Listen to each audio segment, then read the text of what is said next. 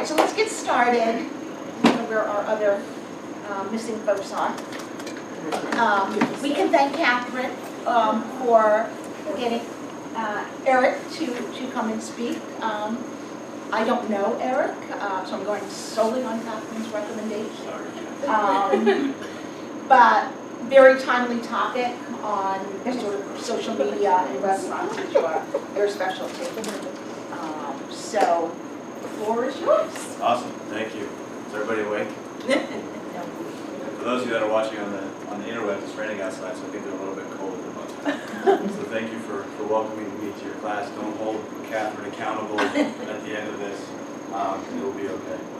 So obviously my name is Eric Clark. If you're on any type of social media, that's where you can find me if you have follow-up questions or just want to continue talking about this topic in general. I love it. I'm happy to work through some strategy ideas or what have you. And that's my website. All right. So before we get started, I'd like to learn a little bit more about you. And for those of you that are watching online, pretend that you're talking to me and explain a little bit more to the screen about who you are, because it's going to help frame sort of the conversation that we have regarding this digital media and how we integrate it and deploy these different strategies in your specific context. So I'm assuming that we're all seniors in this class, or what grade? What? Junior or senior? Quick show of hands, how many of you are currently working in the hospitality industry? Okay, beautiful. Can I get 2 or 3 volunteers to sort of share where they're working in the hospitality industry?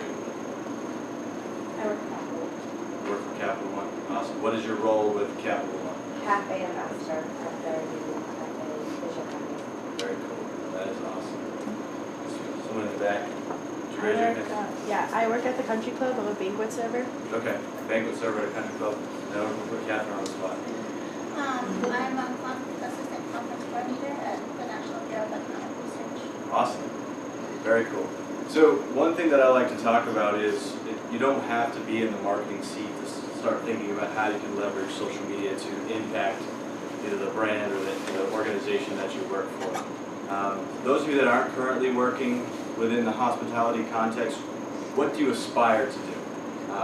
Who didn't raise their hand? Michael. Don't be nervous, it's okay.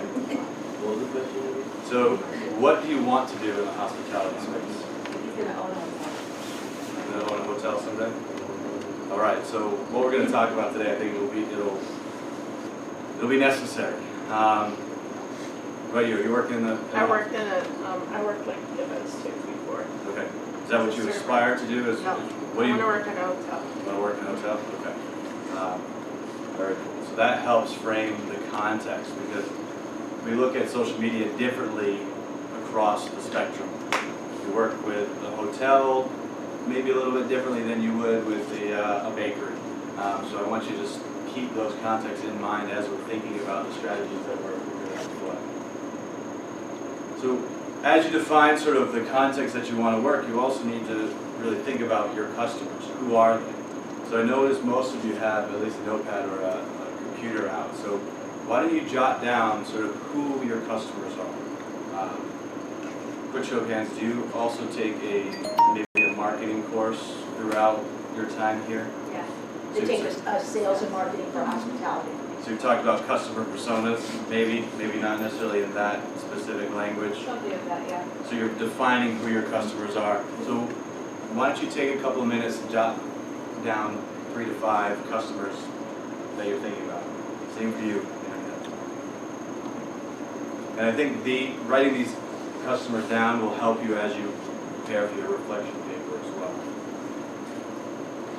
I think everyone is working, maybe except for Jill. Are you working? Yeah, you are working, I'm sorry. So everybody is working.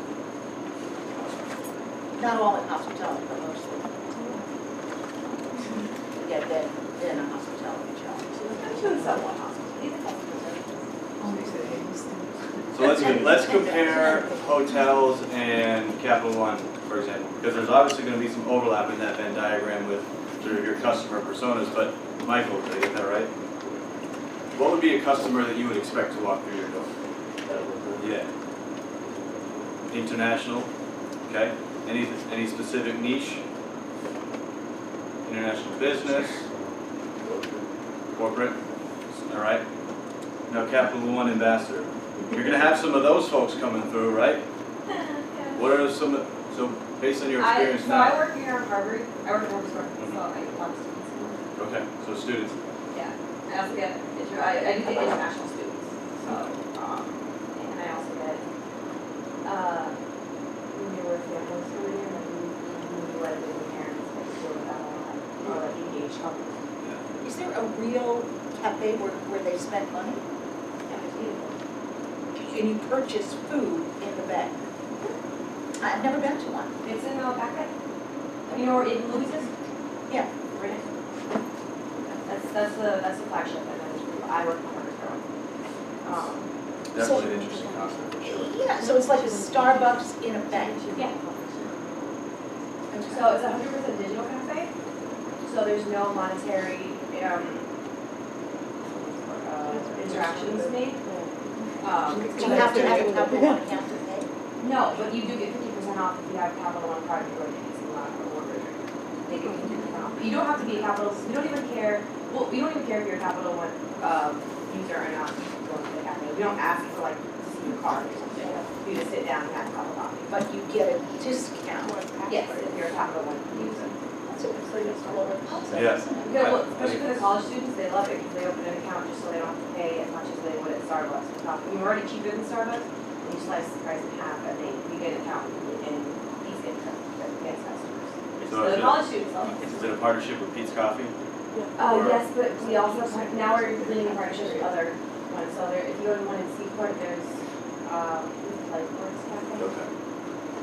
All right, so that's cool. I like, there's a lot that can be done. Yeah, our social media is, I don't know who our social media is. Well, I know who he is, but I don't know the rest of the team, and it's just It's good. crazy. It's insane what they do. That's awesome. All right. So, you have a rough idea of who your customers are. Welcome. All right. So, philosophy is important to me because philosophy drives strategy. I have a sneaking suspicion that most, if not all of you, are probably active on one social media platform. Is that a fair assumption? All right. Another assumption that people make, old people like me, is we assume that younger folks that are on these platforms know what they're doing. And there's a difference between posting a picture without strategy or posting a status update without strategy than there would be with strategy. And that's something that I really stress when I talk to people, because you have to really define your own philosophy to social media, to digital. How do you want your company or your entity to be perceived by the public? Because you can do whatever you want. If you go and you see all these marketing gurus, they're going to tell you that you have to be on every single platform, you have to be pumping out content all the time, and it's not true. What you want to do is really define what your digital strategy is going to look like for you. And there's some common practices that I think are important, but you don't have to be everything to everybody, nor do you have to post on an everyday basis, as long as you're consistent. So you need to really think about what is it that you want to use these platforms for, what do you want to educate your customers or your potential customers about, and can you efficiently manage these platforms with the existing infrastructure that you have with regards to personnel. Do you need to add, do you need to reallocate responsibilities? You really need to define your own social media philosophy for your entity before you even jump into this. So my philosophy is pretty simple. I want to engage with everybody that engages with the brand.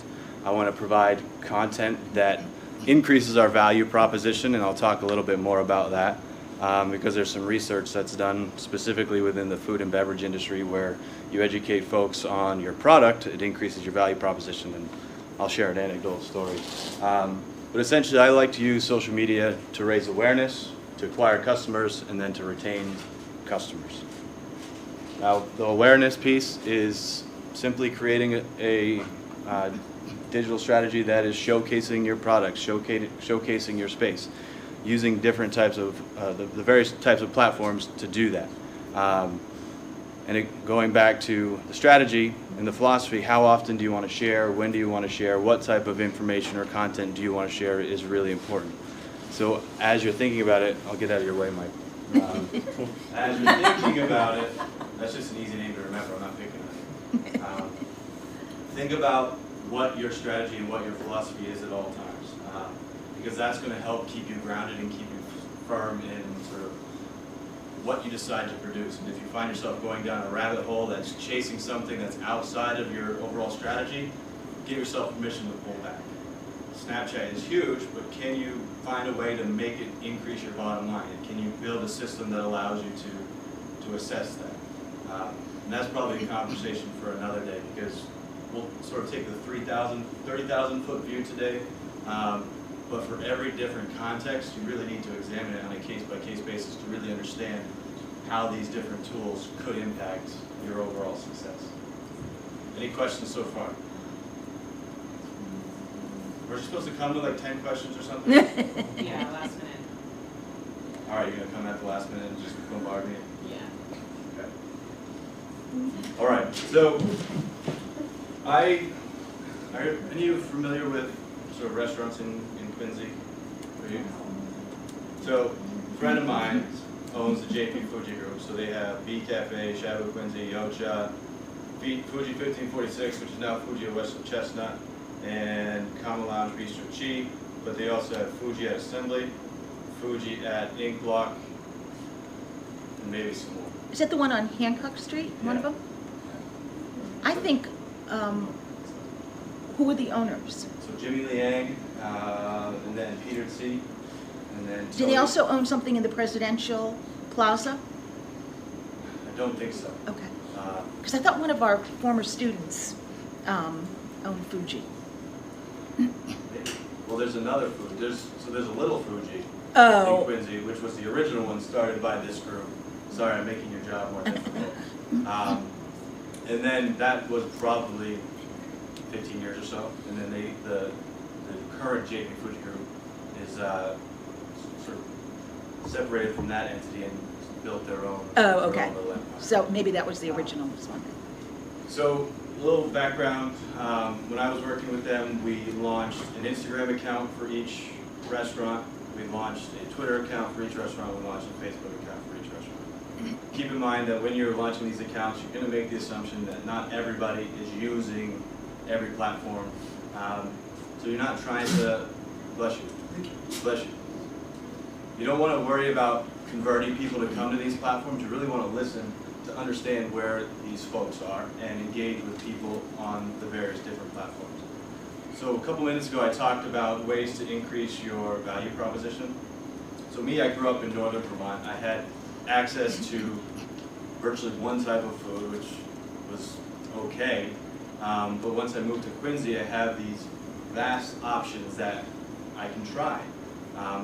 If I'm inexperienced with diverse cuisine, if I don't know how to pronounce the ingredients, chances are I'm probably not going to go into these new entities.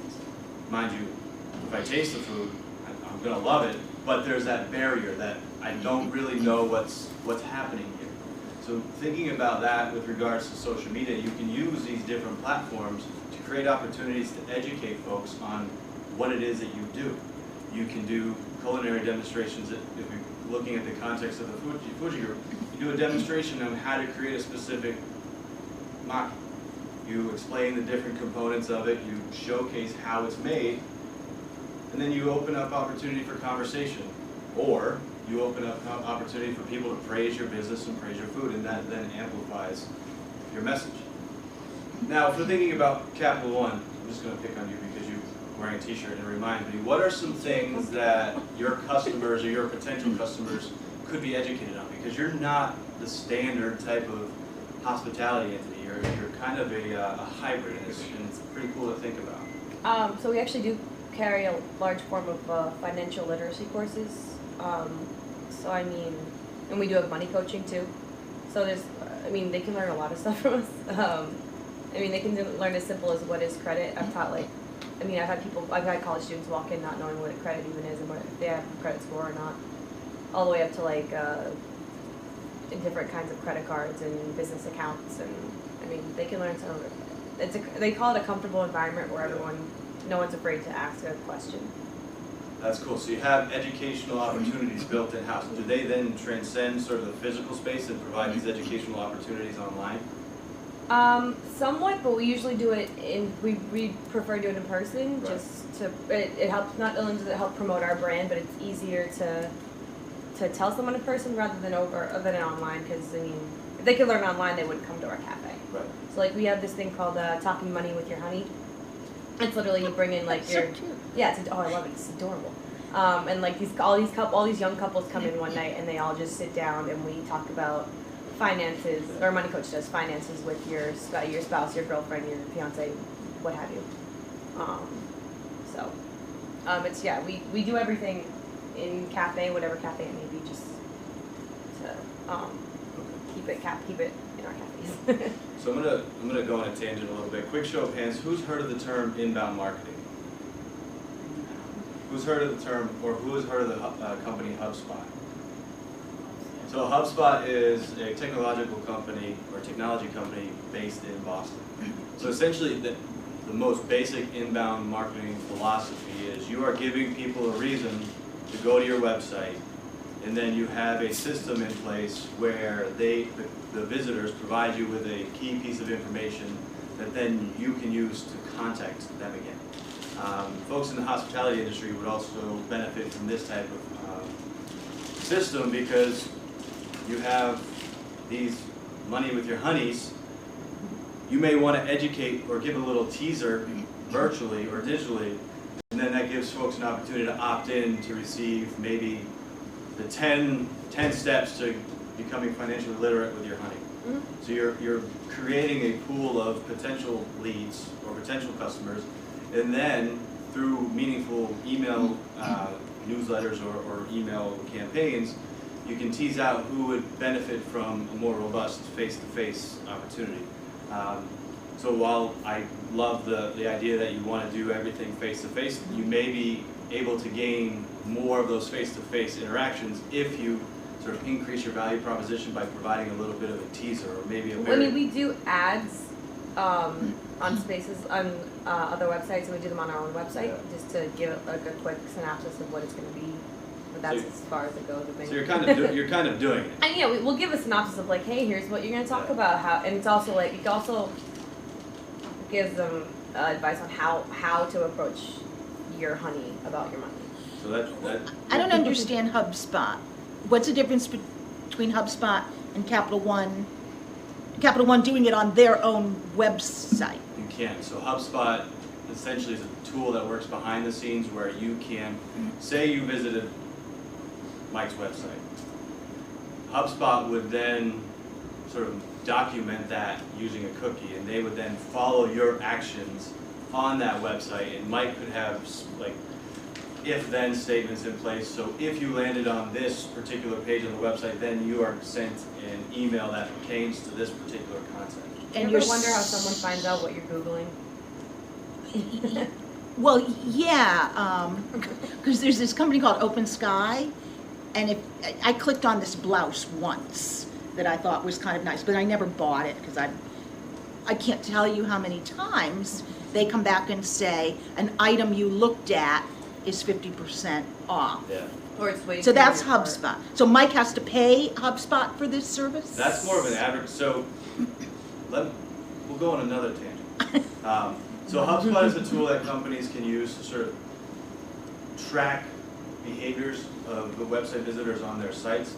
And based on some of those behaviors, they can have action built out. So depending on your actions on the site, you could receive an email. You could receive some type of other communication based on your interaction on that website. What also can be done on your website is to add a tracking pixel. So if you have a Facebook tracking pixel, or if you have a Twitter tracking pixel, I'll know if you visited my website. So say I have a bakery website and I have a tracking pixel on there, and I want to put an advertisement in front of everybody that has visited sort of the bridal page, because you want to put an advertisement for cakes, wedding cakes in front of this particular person. You can target an ad to Facebook visitors or to visitors to your website using this Facebook tracking pixel to make sure that your advertisement is getting in front of the right people. So if you have ad dollars to spend, you can get super nerdy and you can put these tracking pixels on your website and you can customize your ad down to the URL that people visit. Don't people sort of get annoyed with that? I mean, I feel like that's an awful thing to have. Like, I would hate that. Like, if I accidentally go look at the wrong thing once or click on the wrong thing once, I'm screwed. Or like if someone else is using my computer. Right. Those are all philosophy, right? How do you want your potential customers to feel with how intrusive do you want? I mean, how would you feel if I told you I was collecting tweet data for everybody tweeting in a geographic fence that I placed around the city of Quincy? It'd be kind of creepy, right? Yeah. It'd be done. And I'd see what type of being shared within this geographic fence. Granted, it excludes people that have private accounts. And gives you a good sampling of what people are talking about within this particular area. You're going to need some robust software to analyze it because there's a lot of content. But there are some tools out there that you can use to really live. No, I'll jump ahead. Did I answer your question about the I guess I have a question about the money aspect of it. HubSpot. It's extremely expensive. Okay. Anywhere between probably. And these tracking devices are expensive. So the tracking pixels are free. Oh, So if we look at HubSpot, that's a software package that you pay for itself. I think I haven't looked at the pricing. I think it probably could start at like maybe $1,000 a month. And people use it to build these campaigns. So you drive something to your website and you have a white paper that you have available for download. People download it. You have created this white paper to meet a certain customer persona. So you know that this particular customer theoretically would like to receive content B and C, whatever that is. And if we go to the hotel thing again, you could have a white paper based on the top things that you should be aware of while you're planning a corporate event. So that means whoever downloads that, well, theoretically, it's going to plan a corporate event. would be planning a corporate event, which then sets the stage for the follow-up conversations that you have with them. And HubSpot allows you to have some of these communications set up automatically, so you don't need to worry about when you're reaching out. You have the emails already pre-canned, so once X number of days have gone,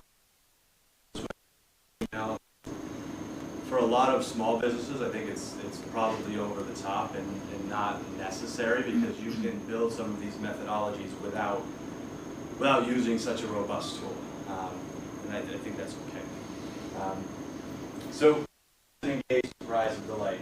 When I say listen, what does that mean? If we're thinking in the context of social media, what are some things that you might be listening for? Keywords. Listening for keywords, as they pertain to what? Your company.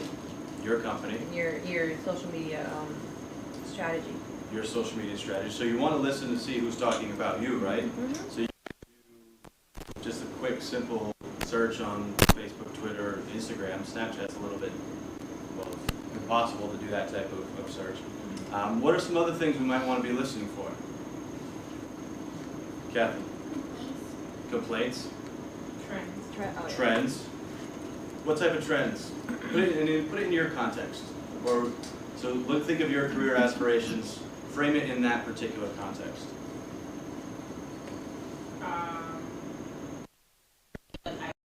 Like hospitality and like hotels, so like different my main focus is kind of like event planning, so like different focuses are in terms of like certain event planning agencies that have like certain trends and certain packages that are offered. So like I look for stuff like that, things that like kind of pretty much are like a trend but like still constantly stay the same, but like that's pretty much it. So it's sort of like industry trends? Yeah.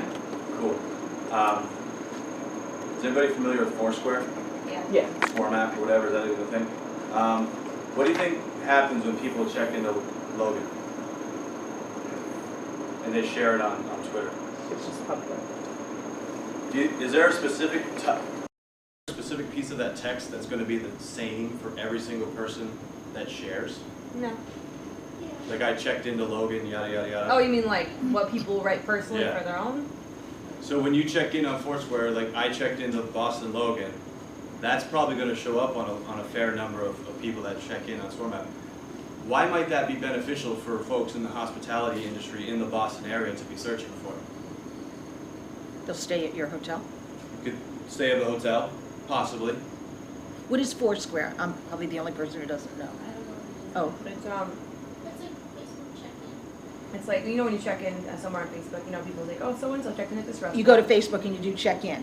No, it's a different kind of website. Oh, it's a different- It's literally, you just check in on Foursquare. So it's literally just, Why don't you just go to Facebook and check in? because there's always something new.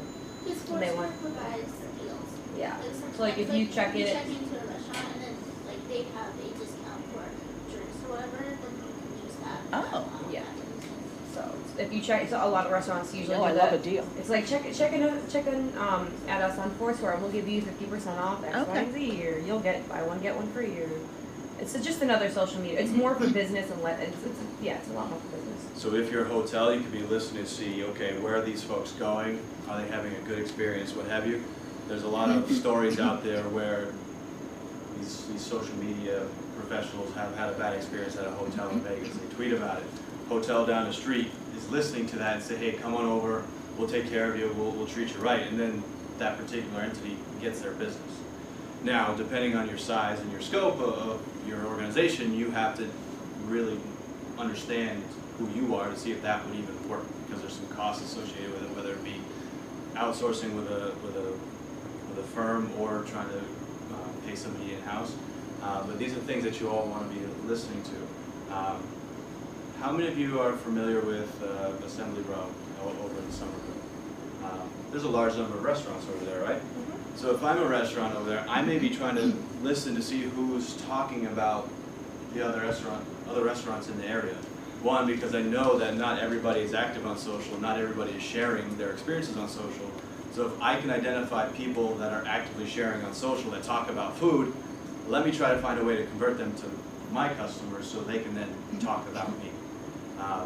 So there are different tools that you can use to listen other than just the basic search functions within the social platforms, and if we have some time, I can share what those are. But you always want to listen. You want to listen to see who's talking about you. You want to listen to see who's talking in your area. You want to listen to see who's talking about potential competitors, to see if you can find ways to engage those folks and then surprise and delight them, whether it be, I'm not a huge fan of discounting things, but if part of your ethos is to maybe give away a free item or what have you, you can share that with a person. Say, come on in, we'll treat you right, we'll give you a drink on the house or whatever. So a friend of mine is launching a brewery. I know this may be not an appropriate topic because your age levels for maybe you're all 21, whatever. But the whole idea is I'm trying to figure out who is active on social for one, and then which of these folks are actively talking about brands that parallel this particular guy's operation. So what I've been able to do, I use a tool called If This Then That, now it's IFTTT. And what I've been able to do is create a rule where every time somebody tweets about, say, the top 15 craft breweries in the area, it will populate or aggregate that tweet data into a spreadsheet. So it'll give me the timestamp of when the tweet was sent, it'll give me the Twitter handle of the person sharing the tweet, it'll give me the content of the tweet, and then a link to the tweet. What I can do is I can analyze that, I can identify who are the most active Twitter users that are talking about this particular topic, and then once the brewery launches, I'm going to engage them and I'm going to invite them down for the first tour. Because you know that these folks are talking about comparable products in this particular area. So they could fit any one of your... What did you use to get that data? If This Then That. So it's a free tool that you can use to say, if something happens, then do this. It's kind of it's a tool that's used for productivity hacks. So it's like a simulator. Yeah. So there are certain things that at the end I can pull it up on the screen, because it's not just for social media. You can use it for a lot of your daily activities. I can I'll go through it at the end and show the different things that you can do with regards to Twitter. Another thing I use if this then that for is to share my Instagram photos. How many of you share Instagram photos on multiple platforms and it just shows up as a link? Or how many of you are irritated when somebody shares an Instagram photo and the photo doesn't come through, just a link? So using if this then that, you can engage with your users by setting up a rule where once you share a photo on Instagram, it will automatically share on Facebook and Twitter as a native image instead of forcing people to click through the link to see what it is you're trying to share. So that sort of decreases the barrier, and it's just a testament, I think, to our level of focus, because if we're not willing to click through and view it, it says something. Then surprise and delight. So thinking about your context, what are some ways that your company or your future company has or will surprise and delight customers? And what does that mean sort of to you?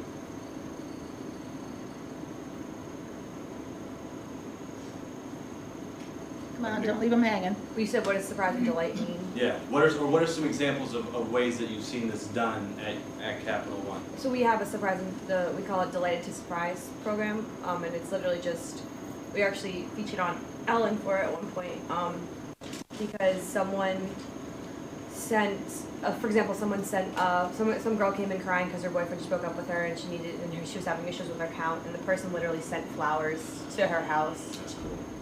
So we've sent flowers. I sent a onesie a couple weeks back That's to a awesome. newlywed couple. So it's literally just like you engage with when you engage with a customer, you feel like you really connected, and you want to do something nice for them with absolutely nothing else in mind. Like I didn't expect them to come back and open up a credit card account. I didn't expect them to come back and even thank me. It was Oh, literally let's just be honest, that's what you're hoping for. My job isn't sales driven, so it doesn't matter if I open even just one account. Oh, okay. They don't care. It's a very non-competitive environment. Oh, okay. I'm trying to have the relaxed feel. I don't Examples of how you've been able to surprise and delight, that's a really good one. I Yeah. like that a lot. I think if that's at the ethos of your entity or your company, you're going to do really, really well, Yeah, because it's honest, it's authentic, and you don't want to surprise and delight people with the anticipation that you're going to get something back. Chances are you're going to, but I'm a firm believer if you put good into the world, yes, you may not get all good back, but you can sleep on at night. Any other examples of what are some ways that you've been surprised and delighted? I've got a couple from my own situation. I'll go to the restaurant context. When I was working with the Fuji Group, there was a customer that would go to Shabu in Maine, which is a hot pot restaurant. So I would engage with this particular user on a regular basis. She would come in, and there were times where they would ask if I could make a reservation. It wasn't built into the company policy that you would make reservations over over Twitter or Facebook. But what I did is I picked up the phone, I called the restaurant, I said, hey, look, can this person have a reservation for 7 at this particular time? And they loved it. Come to find out, this person moved to DC, but every time they would come back, they would reach out to us and say, hey, we're coming back, we'd love to stop in and say hello. So these types of relationships are extremely powerful. And then Warby Parker, is anybody familiar with Warby Parker? Last summer, I stupidly jumped in the ocean with my sunglasses on, and then I tweeted about it, like, oh man, this stinks. They didn't send me a free pair of glasses, but they did send me a deck of playing cards, which I used to play with my 2 oldest daughters now. So finding ways to provide a little glimmer of happiness into somebody's life, it doesn't take a lot. The thought that somebody would actually do something says a lot. And you know where I'm going to buy my next pair of glasses? Probably Warby Parker. So these are all things that you want to think about as you're developing your philosophy, as you're developing your strategy, and you're going to need to build in some systems, whether it be a CRM, a customer relationship management tool, or if your point of sale system has something like that built in, or if you go old school with an Excel spreadsheet, finding ways to categorize and organize the data and the information from your customers will allow you to more easily re-engage them when it's time to give them some surprise and some delight. Any questions? I love that example. I want to go to Capital One. What about No, someone like, I was gonna say we have a whole department dedicated to it. Like I have to send my request to this department in Virginia, and then they're gonna send, then they'll send it on my behalf. So I literally just put in a request and be like, I literally said, I wanna send them a onesie with this note. They took care of it. That's awesome. I literally did nothing else but type something. Like, We can talk about complaints. No, what about a company like Land's End? It's not gonna be surprise and delight, I think it's Land's End, but you can return those pair of pants, even if you wore them 25 times. Right. that's awful. Hmm? That's kind of weird. But it's kind of built into their Yeah. philosophy. 25 times. Well, I think something has to happen. I was gonna say, did they like shred them up and use them again? Cause And I think there's ways that you could leverage social media with that, whether it be putting in sort of a postcard on the return package and saying thank you for your dedication, and having a specific hashtag dedicated to this particular initiative, and encouraging people to share photos and create content on your behalf. Maybe throw in a free pair of socks or whatever. You don't do it every time because that would ruin the books. But really knowing sort of what your own margins are and what you're capable and what makes. They just read the book by Tony Hsieh, the CEO of Zappos. Yeah. So his philosophy was very similar Yeah. to that. That's very cool. I forgot about negative content or negative comments. So how many of you have ever complained about a company online? Anyone? Yeah. How many of you have gotten a response from those complaints, or did they just go, raise your hand if your complaints went unheard or unresponded to? What does that make, how does that make you feel about the company? Like they just don't care. Like they just don't care. I think one thing you want to recognize that if you do make a mistake, I don't think you will, but if you do make a mistake, actually acknowledge it and try to take the conversation offline, whether it be via direct message or via phone call. Try not to have these conversations in plain view, and don't delete it unless it's something that's threatening or whatever. Again, define your own policies, define your own procedures on how to engage with negative customer feedback. For me as a user, if I see a company make a mistake, acknowledge that they made a mistake and show that they were trying to address it in good faith, that makes me feel good. I don't care if it's there. But you have to really know and understand your customer personas and how they will perceive that.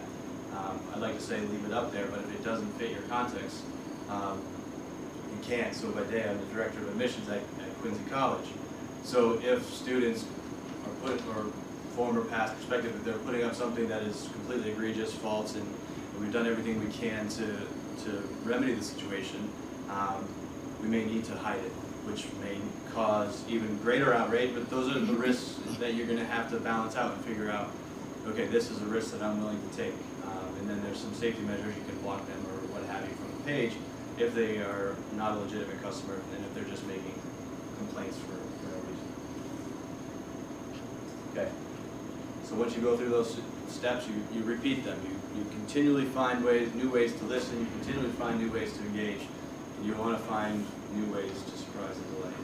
Build that CRM so you can actually quantify who you're giving these special things to measure, to see if it's having an impact on your bottom end, whether it be for an increase in reservations for this particular customer, if it's an increase of accounts or savings, or however you define your success metrics.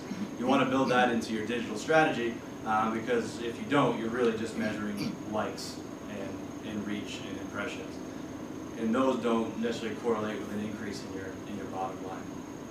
So you really need to think about sort of developing that system on the front end that will allow you to assess your social media efforts by focusing on specific goals that you know, or specific metrics you know have an impact on your revenue. All right, so it's your turn. You have questions. You're supposed to have questions. Quick show of hands, who needs to check for what time we have?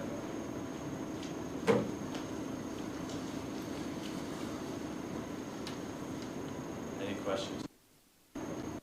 It feels like Big Brother is always watching you. Is it going to get worse? It's probably worse than what we even realized.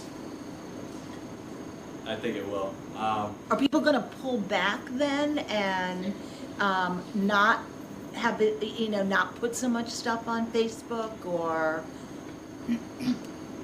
That's where we need to get the social scientists in here.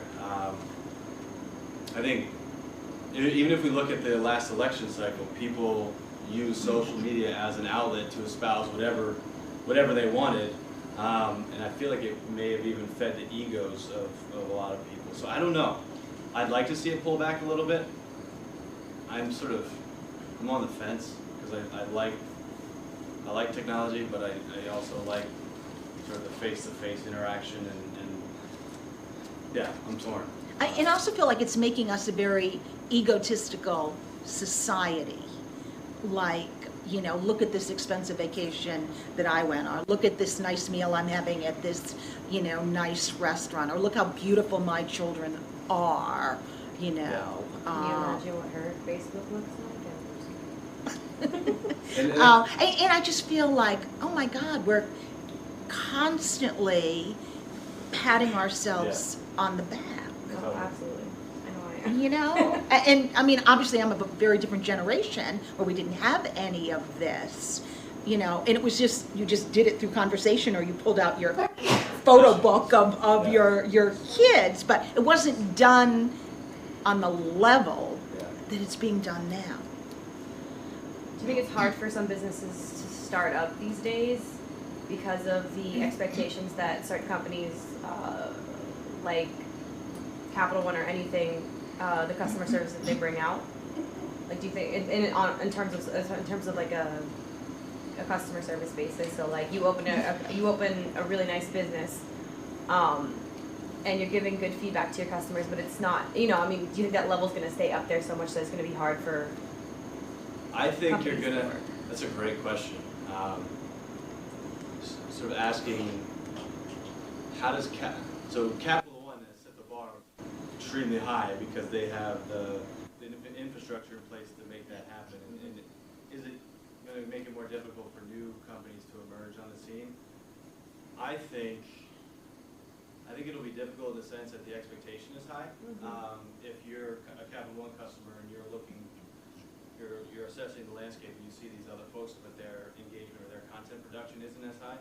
But I think as a new entity, if you're setting the expectations and you're clear with that, and then you're consistent with the content you're sharing, with the level of engagement you have, I think that and if you have a killer product that you're offering, I think you'll be okay. The behemoths, obviously, I mean, it parallels probably that of TV ads, right? Where if we go back 15 years, if Capital One is investing in TV ads, it's going to be difficult for new players on the scene to sort of steal market share from them just because of the oversaturation of it. Social media probably does sort of even the playing level in a sense where if you can really develop a good strategy and you can run efficiently and you can run lean, you can do some of the things that the major players do, but not necessarily everything. That's a really good question. I'm going to go wrestle with that a little bit. I mean, as a one-person show running 8 different restaurant handles, I was able to find different tools that I could use to help me sort of monitor who's talking about the brand, who's talking about specific keywords, so I can run and I can talk to people on a regular basis. So again, as I said from the beginning, this is a very top-level, 30,000-foot views. So I can share some tools that can be used for the smaller operations to make it a little bit more efficient. I'm going to go chew on that question for a little bit. How long have you been doing this for the restaurants? So I did it for about 1.5 years. About a year ago I stepped away because my wife had twin girls. So that pushed me to 4 children, which was a lot. But I've stuck around with smaller entities. And then anybody go see Blank Boston, Faneuil Hall with the lights and all that stuff. So I helped them with their social media engagement over those 6 weeks. So talking, engaging with people on Facebook and Twitter. So there's all kinds of different levels of hospitality, different types of hospitality. And how do you measure tactics are working? So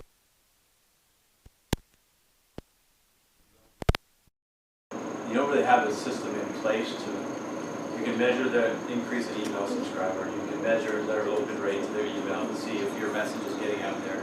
You can measure check-ins. You can measure the number of mentions. But without having a concerted effort from all of the merchants, it's very difficult to see if the rising tide lifted all ships. So that, I think that task of aligning all of the merchants and all of the vendors in that particular space to run the same assessment on their overarching business, it's difficult. So as I venture on and I connect with new clients, on the front end, we're very strategic and very intentional with building how are we measuring success. I'm not interested in seeing how many followers we can grow because that's an arbitrary number. I want to know quality and I want to know how are we increasing the bottom line. So obviously I have a beard and I started volunteering for a beard balm company based out of Detroit to help them really get their digital presence up and running. So what we decided to do was to have some discount codes that were dedicated to each of the separate social media handles. So we're going to be able to use that to identify where we acquired new customers, and then over a longitudinal study we'll be able to identify how did their yearly spend compare to that of a former customer. So there are different success metrics that you can put in place. I saw some tweets coming in, right? I think the product was mentioned on Kathy Lee Gifford show this morning, so I really need to do some research on that to see.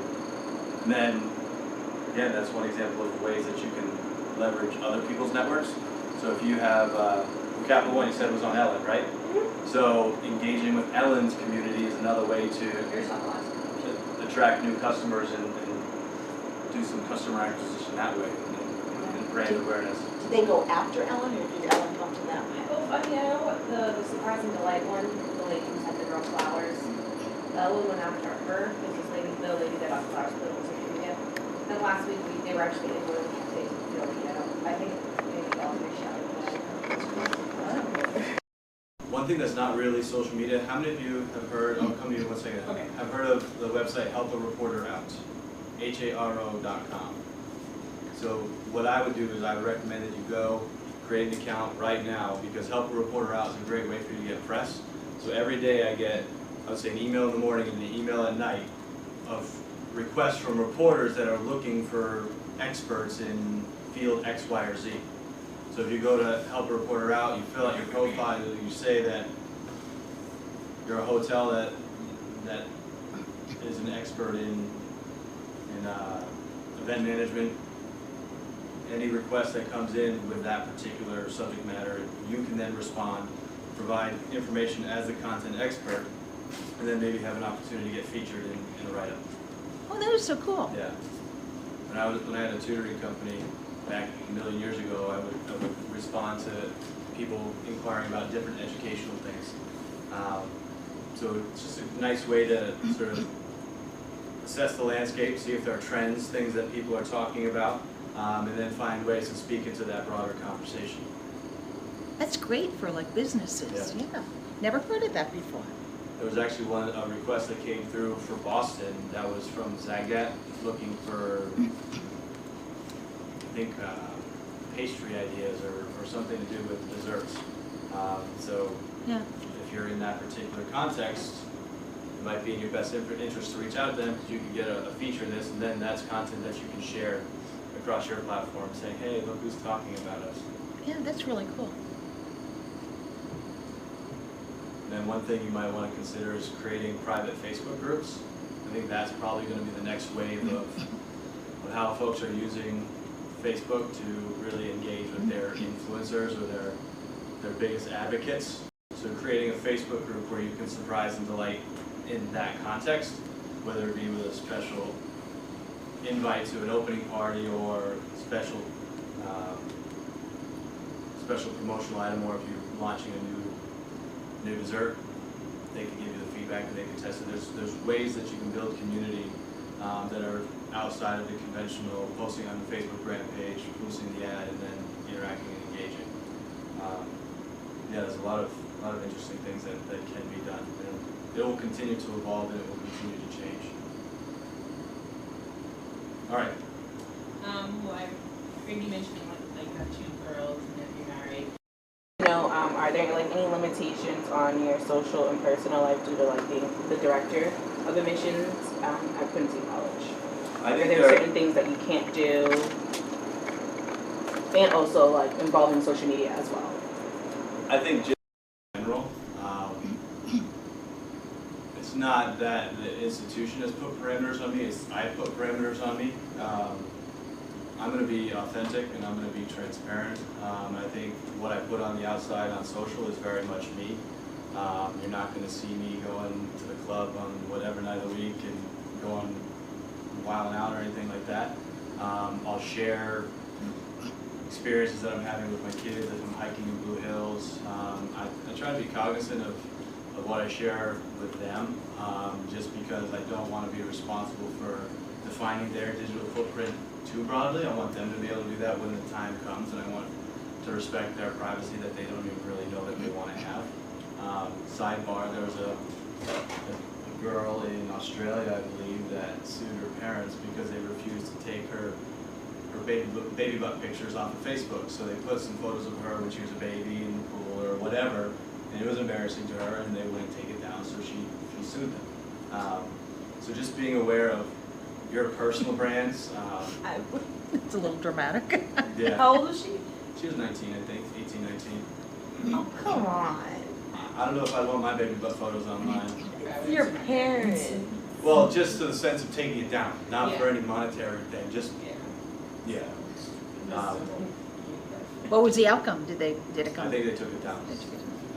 But this sort of, your question is a good one, and it talks about personal brand, right? So you can leverage your Instagram, you can leverage your Twitter, whatever account you're on to sort of promote your brand and who you are as a professional.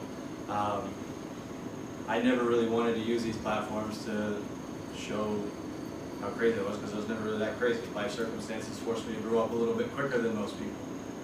So thinking about who you are as an individual and what you want to be viewed as, that's sort of the advice I would give you as you're framing your own personal brand. Thinking about if your employer is sitting next door, how is the best way to sell your skill set or your knowledge base? Because I think the premise we want to get attention from other people is there, whether it's positive or negative attention. You can take a lot of efficacy with these tools and gain positive attention based on what you share and what you don't share.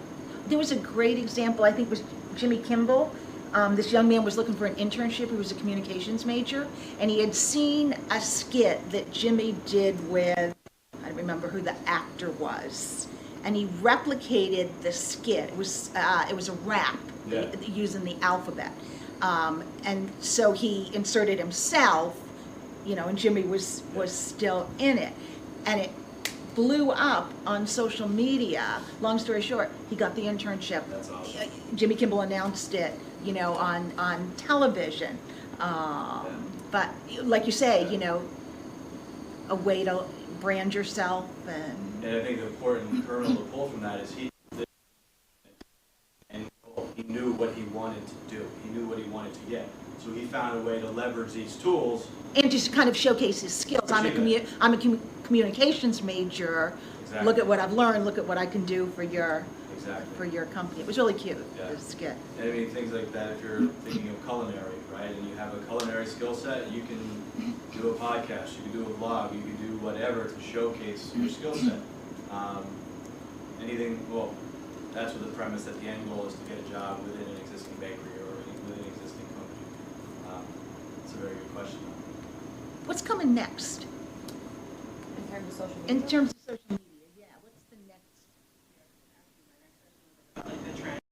Like, you know how like there's like a lot of like in the job market now, like there's like, for example, like I was watching Sweetie Pies, and like first position they have like this one girl that's actually like a social media person that like updates their social media. So I was gonna ask you, like, how is the job market gonna go about that? Do you think that there's gonna be more job openings and like things like that, or like what are the certain trends for it? I hope that there'll be more job openings because I love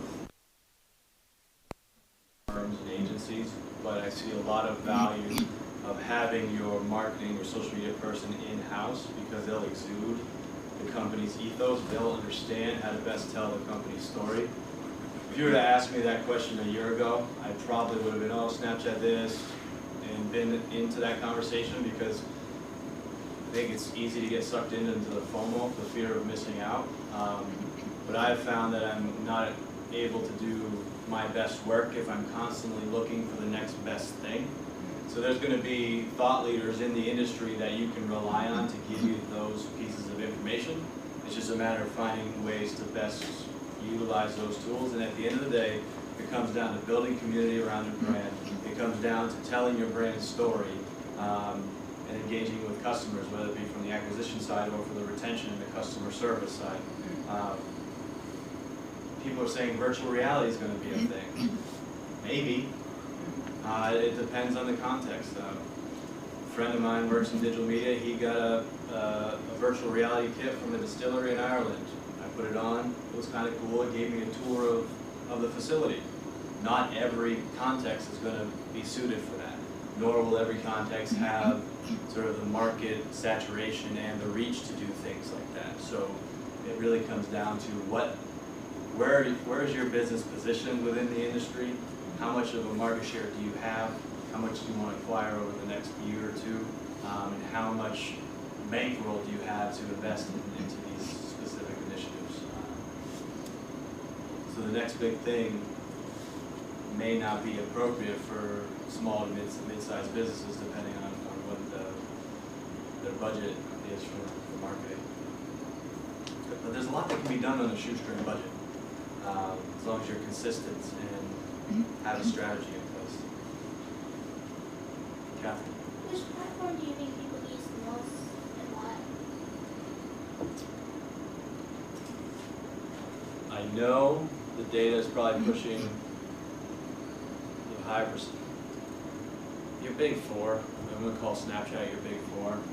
So you have Facebook, Twitter, Instagram, and then Snapchat. You're going to have different platforms for different contexts. And if you're thinking globally, you're going to have things like WeChat and other types of tools that people use. I think they use these platforms because it's relatively intuitive. They can tell a story. They can share things that they want to share. They can stay connected with their community. And a lot of them are very big and behemoth-like, so once you're associated with them, it's hard to disconnect. It seems like they have their own gravitational pull. And I think Facebook will continue to iterate, Twitter and Instagram and Snapchat will continue to iterate based on the feedback from the users. We'll see. See if we have more MySpaces down the road. Who knows? Mike, question? So like being that you always like working on creative, how often do you feel like you're pushing? How often? I'm not on it nearly as much as I used to be. So a year ago, I could say I wanted to be a curator of great content. I wouldn't read half the stuff that I would share. I would go to my trusted sources that I like and I would share that content. Now I'm more refined with what I share and how I share. I engage with people that I've built relationships with, primarily face-to-face relationships. I don't really communicate with too many people that I haven't met face-to-face at one point in time or another. I've found that social media is a great way to connect with folks at conferences. So if I'm going to a conference, I can engage with people that are actively engaging at those different conferences. If there's a conference that I would like to go to and I can't, I can listen to see who's going to engage. But yeah, I would say a handful of tweets a day. If I read something good, post it out there. I want to start putting out more content around the college because I want to start showcasing more of the great work that we're doing at the 2-year school level and the partnerships that we have with 4-year schools. So trying to transition my personal brand to be more parallel with that of the institution. Yeah, that's a good question. Do you have any idea if you could create your own social media site, do you know what you would do?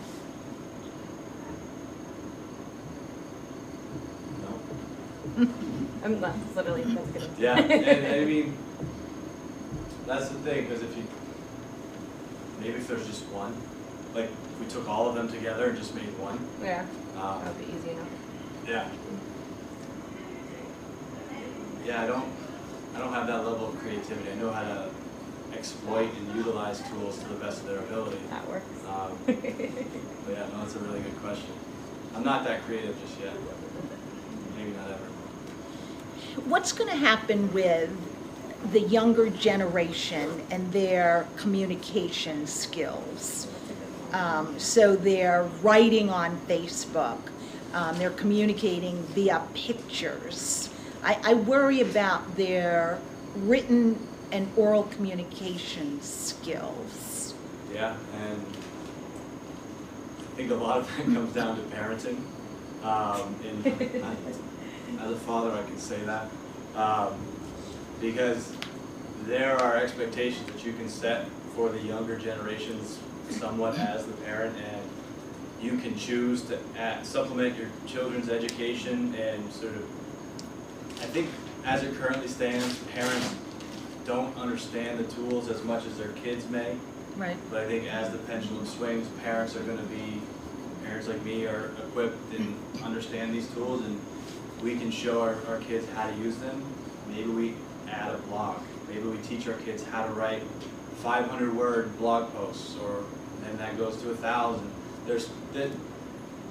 Teach them how to utilize it in the best way possible. Yeah, and identify the potential shortcomings not as a negative thing, saying this is bad, but this is a built-in shortcoming. This is how you can overcome it and become a better writer, become a better what have you.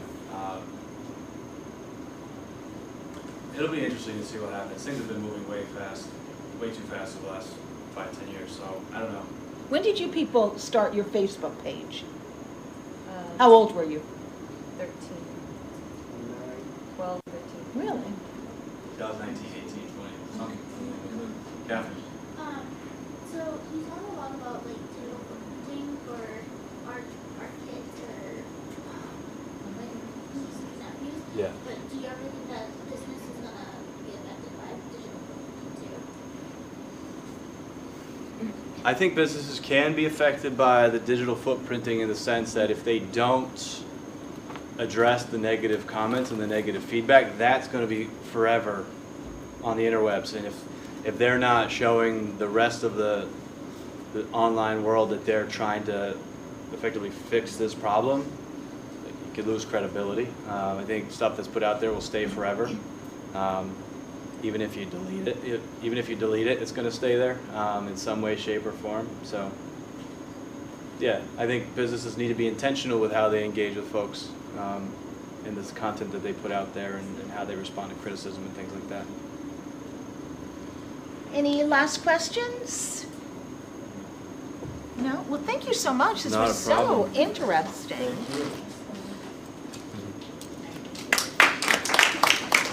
And we're going to make you an official Nighthawk. Nice. So wear with pride. Thank you. That's awesome.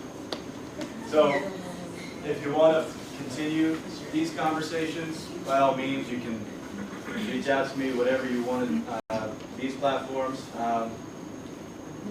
or you can pass my email address along if that's something that you want to do. I think this is very much a preliminary conversation, and there's going to be, if you want to do this well, it's got to be a case-by-case sort of exploratory thing. Thank you so much. Thank you. That was great. I probably learned more than you people do.